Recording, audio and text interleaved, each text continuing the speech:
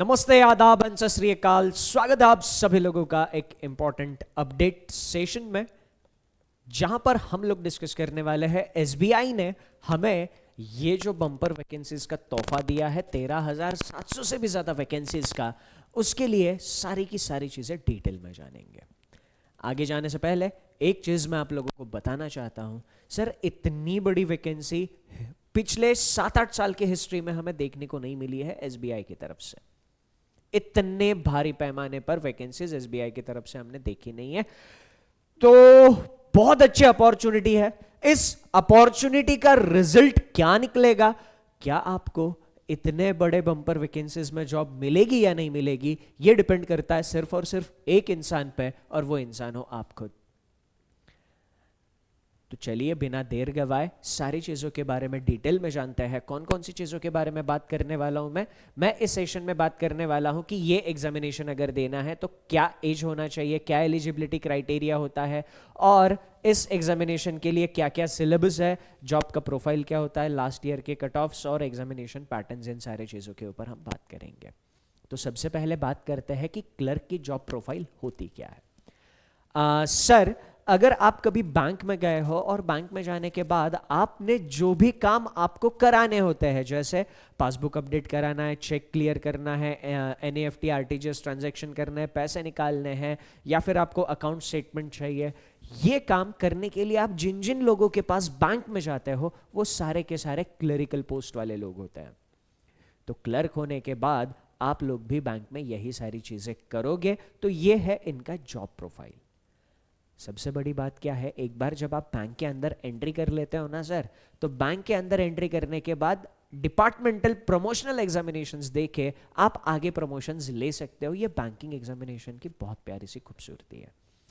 तो प्रमोशन आप junior manager, manager, ऐसे एक एक स्टेप पे आप प्रमोशंस ले सकते हो। तो अभी बात करते हैं सर कि ये एग्जामिनेशन के लिए कौन कौन एलिजिबल है और क्या क्या चीज़ें हैं।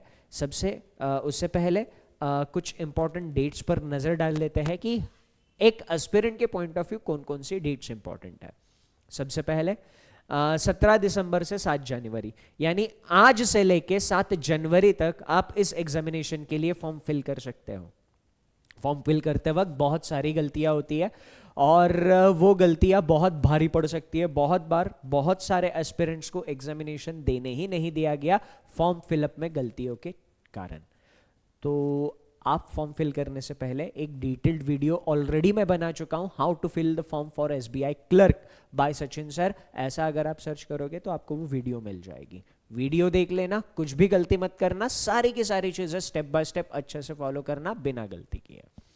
उसके बाद इसकी प्रीलिम्स एग्जामिनेशन जो है वो फरवरी और मार्च में होने वाली है। ये मान के चल सकते हैं फरवरी का सेकेंड हाफ या मार्च का फर्स्ट हाफ हमें इसका प्रीलिम्स एग्जामिनेशन देखने को मिल सकता है।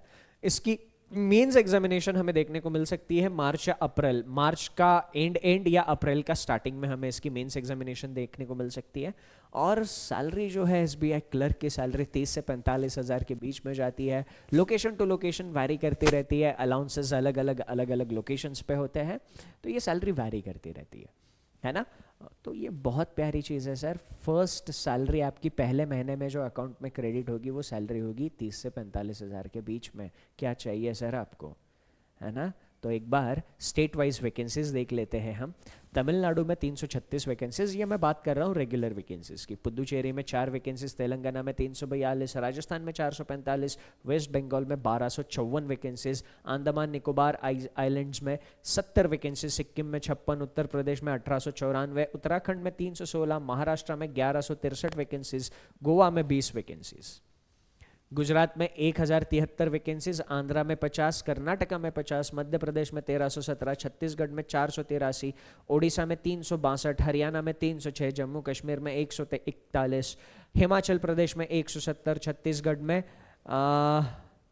छत्तीसगढ़ यूनियन टेरिटरी, इधर आई गेस कुछ टाइपो एरर है, एक बार ये हम कंफर्म कर लेंगे। लद्दाख में 32 वैकेंसीज, पंजाब में 569 वैकेंसीज, दिल्ली में 343 वैकेंसीज, अरुणाचल प्रदेश 66 वैकेंसीज, आसाम में आई है 311, मणिपुर में 55, मेघालय में 85, मिजोरम में 40, नागालैंड में 70, त्रिपुरा में 65, बिहार में 1111, झारखंड में 676, केरला में 426, लक्षद्वीप में 2 वैकेंसीज।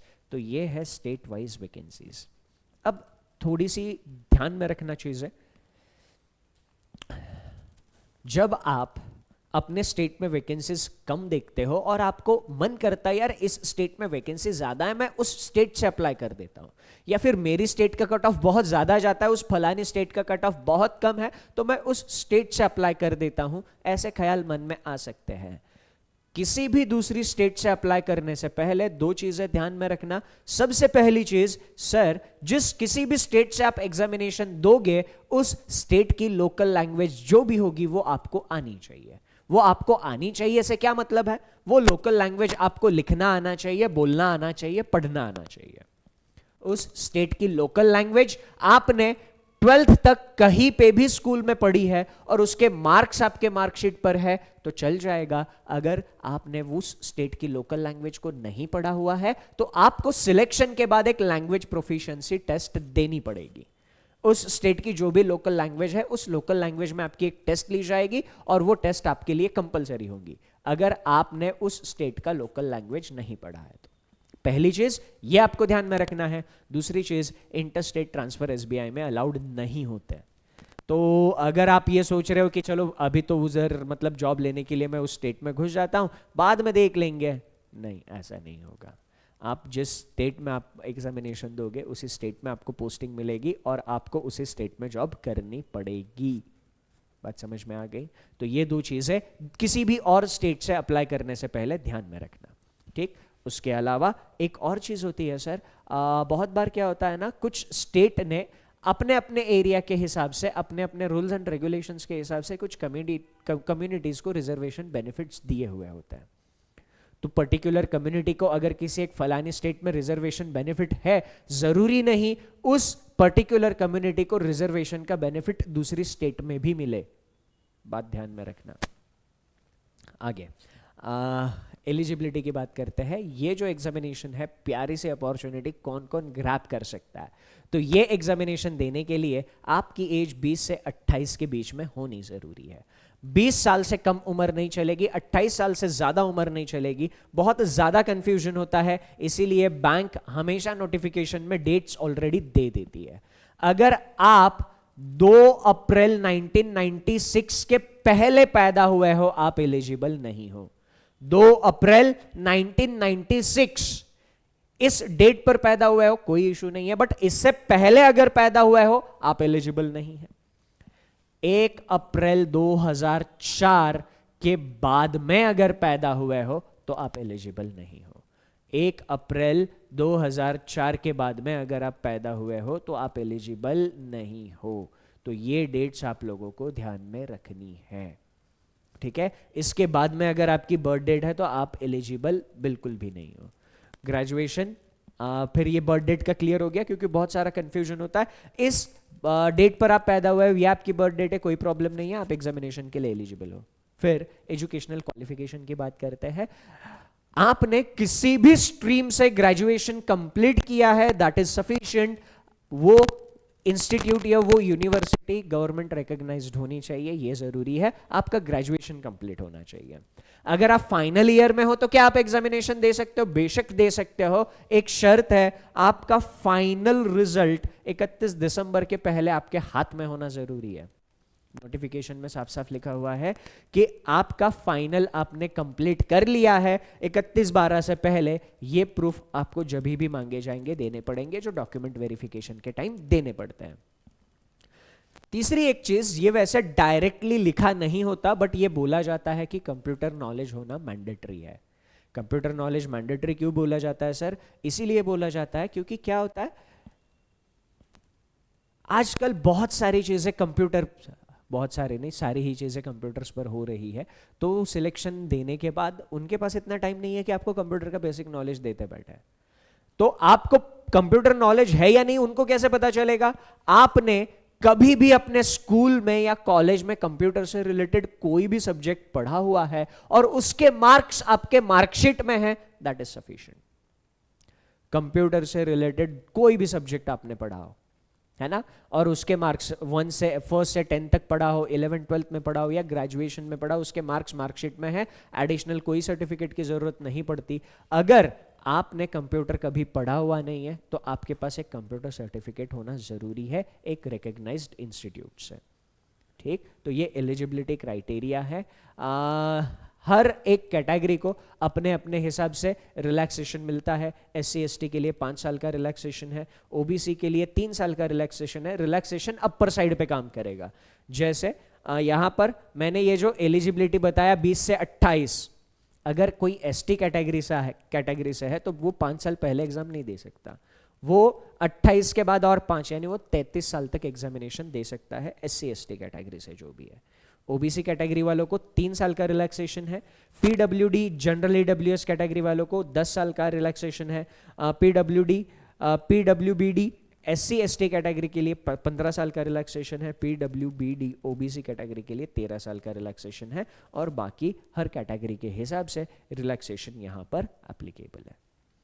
अब चलते हैं नेक्स्ट चीज पर, एग्जामिनेशन पैटर्न। सर ये सब हमने देख लिया, अब ये बताओ कि हमारा सिलेक्शन कैसे होगा। सर आपका सिलेक्शन करने के लिए 2 एग्जामिनेशंस लिए जाएंगे, पहली है प्रीलिम्स एग्जामिनेशन, दूसरी है mains examination. Prelims examination qualifying nature की होती है। क्या मतलब है बताता हूं। प्रीलिम्स एग्जामिनेशन में आपको पढ़ने होंगे 3 subject, English, numerical ability, reasoning ability. आपको यहां पर पेपर जो होगा वो इंग्लिश का कंपलसरी इंग्लिश लैंग्वेज में होगा, बाकी रीजनिंग और न्यूमेरिकल एबिलिटी का जो पेपर है वो आपको इंग्लिश के साथ साथ उस स्टेट की जो भी ऑफिशियल लोकल लैंग्वेज होगी उसमें भी मिलेगा। जैसे मैं महाराष्ट्र की बात करता हूं तो इंग्लिश के साथ साथ पेपर मराठी में भी मिलेगा, गुजरात में इंग्लिश के साथ साथ गुजराती में भी मिलेगा, यूपी में बिहार में इंग्लिश के साथ साथ हिंदी में भी मिलेगा, वेस्ट बंगाल में बंगाली में भी मिलेगा। तो ऐसे हर स्टेट की जो ऑफिशियल लोकल लैंग्वेज है उस लोकल लैंग्वेज में भी पेपर आपको मिलेगा इंग्लिश के साथ साथ। तो ये आपका मीडियम ऑफ एग्जामिनेशन हो गया। इंग्लिश 30 क्वेश्चन 30 मार्क के लिए पूछे जाएंगे। क्वांट और रीजनिंग में आपको 35 क्वेश्चन 35 मार्क के लिए पूछे जाएंगे। 20 मिनट का टाइम मिलेगा, तो 1 घंटे में आपको 100 क्वेश्चंस मिलेंगे 100 मार्क के लिए। हर एक सब्जेक्ट के लिए 20-20 मिनट का टाइम रहेगा, सेक्शनल टाइमिंग यहां पर है। ठीक है, तो अब 100 में से 100 क्वेश्चन आपको 1 घंटे में सॉल्व करने हैं क्या? नहीं। अब कट ऑफ के बारे में अगर हम बात करें तो कट ऑफ पिछले सालों की अगर मैं देखूं तो पिछले सालों की कट ऑफ की रेंज, क्लर्क की एग्जामिनेशन है, स्टेट वाइज कट ऑफ निकलती है, हर स्टेट में बहुत कट ऑफ का वेरिएशन रहता है। तो आप जब गूगल करोगे तो आपको अपने स्टेट की पर्टिकुलर कट ऑफ मिल जाएगी। मैं एक रेंज अगर आपको बता दूं तो वो कट ऑफ की रेंज इतनी अपसर्ड है, कुछ कुछ स्टेट में जो सबसे कम कट ऑफ गई थी वो 50-55 ऐसे मिनिमम कट ऑफ गई थी, और कुछ कुछ स्टेट्स में जहां पर बहुत अच्छी कट ऑफ गई थी वहां पे 82-83 कट ऑफ गई थी। कट ऑफ के बीच में इतना ज्यादा वेरिएशन रहता है। तो आपको करना क्या है, आपको बस अपनी स्टेट का कट ऑफ देखना है। कट ऑफ बहुत सारी चीजों पर डिपेंड करता है, नॉर्मलाइजेशन होता है, वैकेंसीज पे के ऊपर डिपेंड करता है। जैसे इस बार ज्यादा वैकेंसीज आई है, अब ज्यादा वैकेंसीज आई है तो कट ऑफ जाहिर सी बात है थोड़ी सी कम होगी। बट मैं अगर आपको एक सजेशन दूं, अगर आप सिलेक्शन को ध्यान में रखते हुए प्रिपेयर कर रहे हैं, मतलब चलो देख के देखते हैं, ये एटीट्यूड से अगर आप प्रिपेयर कर रहे हो तो मैं आपके लिए बात नहीं कर रहा हूं। बट अगर आप ये सोच रहे हो यार एग्जामिनेशन दे रहे हैं, अपना 100% देते हैं, जिंदगी को बेहतर बनाता है, एक जॉब ले लेते हैं अच्छे से, तो फिर आप 75 के आसपास मार्क्स टारगेट करके चलो। 100 में से 75 मार्क्स के आसपास अगर आपने स्कोर ला दिया तो मैक्सिमम स्टेट की कट ऑफ क्लियर हो जाएगी। गिनी चुनी स्टेट्स बचती है, वो 75 से ज्यादा उनकी कट ऑफ जाती है। तो वहां पर आपको क्या करना है, वहां पर आपको थोड़ा सा ध्यान देना है। ठीक है, ओके। तो या ये मैंने आपको बता दिया कट ऑफ का और प्रीलिम्स का। जो आप प्रीलिम्स एग्जामिनेशन में मार्क्स लाओगे, उस प्रीलिम्स एग्जामिनेशन के मार्क्स के बेसिस पे आपका मेंस एग्जामिनेशन के लिए सिलेक्शन होगा। तो मेंस एग्जामिनेशन प्रीलिम्स के एग्जामिनेशन के मार्क्स सिर्फ ये डिसाइड करेंगे कि आप मेंस एग्जामिनेशन दोगे कि नहीं दोगे। ठीक है, तो मेंस एग्जामिनेशन का नेचर यहां पर देखते हैं। मेंस एग्जामिनेशन में आपको चौथा और एक्स्ट्रा सब्जेक्ट एक ही पढ़ना है, वो है जनरल एंड फाइनेंशियल अवेयरनेस। बाकी ये 3 सब्जेक्ट्स आप ऑलरेडी प्रीलिम्स के लिए पढ़ चुके हो, मेंस के लिए थोड़ा सा ज्यादा डिटेल में आपको पढ़ने की जरूरत है। तो ये मार्किंग स्कीम है, 35 मार्क में 50 क्वेश्चन 50 मार्क के लिए, 35 मिनट में 40 क्वेश्चन 40 मार्क के लिए आएंगे जनरल इंग्लिश में। क्वांट में आपको पूछे जाएंगे 50 क्वेश्चन 50 मार्क्स में 45 मिनट के लिए, और रीजनिंग में आपको पूछे जाएंगे 50 क्वेश्चन 60 मार्क्स के लिए 45 मिनट्स का टाइम रहेगा। मेरा सब्जेक्ट है, सबसे ज्यादा वेटेज है ना। तो यहां पर आपको 190 क्वेश्चंस मिलेंगे, 200 मार्क्स मिलेंगे, और 2 घंटे 40 मिनट का मेंस का पेपर रहेगा।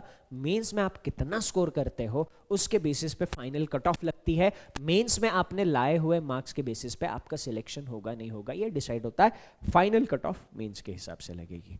मेंस कंप्लीट कर लिया, इसमें इंटरव्यू वगैरह कुछ भी नहीं होता है, डायरेक्ट आप जाके बैंक में बैठ जाओगे। तो selection procedure 2 examination, prelims mains, फिर सीधा बैंक में मजे करना।